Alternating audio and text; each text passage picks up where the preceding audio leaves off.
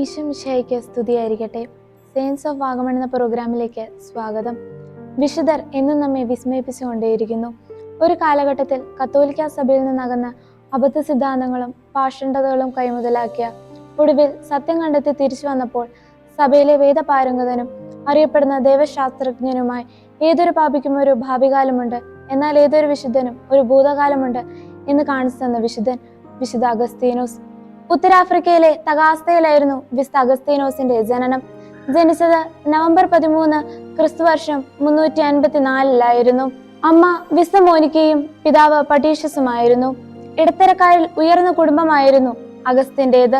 അമ്മയായ വിശുദ്ധ മോനിക്ക കടുത്ത ദൈവഭക്തിയുള്ള അമ്മയായിരുന്നു. എന്നാൽ പട്ടീഷ്യസ് ഒരു നിരീശ്വരവാദിയായിരുന്നു. മോനിക്ക തനിക്ക് പകർന്നു കിട്ടിയ ദൈവവിശ്വാസം മകന് പറഞ്ഞു കൊടുക്കാൻ ശ്രമിച്ചു. എന്നാൽ അഗസ്റ്റിന് അതൊട്ടും ഇഷ്ടമല്ലായിരുന്നു. വളരെ ചെറുപ്പത്തിൽ തന്നെ അവൻ തെറ്റുകളിലേക്ക് വീണുപോയി.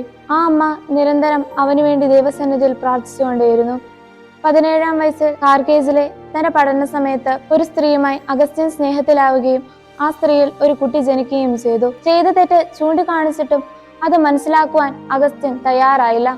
പിന്നീട് മിലനിൽ ഒരു പ്രൊഫസറായി അഗസ്റ്റിന് ജോലി ലഭിക്കുകയും അമ്മയോടൊപ്പം അവിടെ ചെന്ന് പ്രൊഫസറായി സേവനം അനുഷ്ഠിക്കുകയും ചെയ്തു.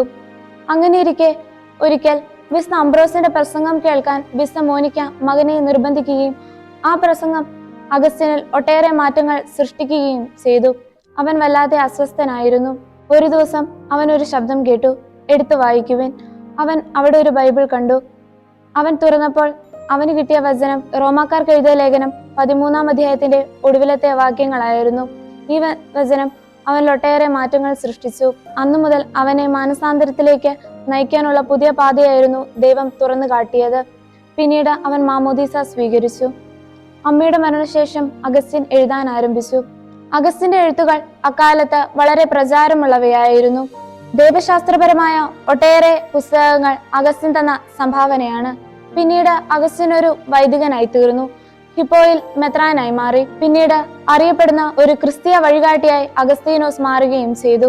ഹിപ്പോയിൽ വെച്ച് ക്രിസ്തുവർഷം 420 ഓഗസ്റ്റ് 28-ാം തീയതി അഗസ്തീനോസ് മരണപ്പെട്ടു. ദൈവത്തിന്റെ വിളിക്ക് കാതോർത്താൽ നമ്മുടെ ജീവിതത്തിലും മാറ്റങ്ങൾ സംഭവിക്കുമെന്ന് വിശുദ്ധ അഗസ്തീനോസിന്റെ ജീവിതം നമ്മെ പഠിപ്പിക്കുന്നു. നമുക്കും അഗസ്തീനോസിന്റെ ജീവിതത്തെ മാതൃകയാക്കാം.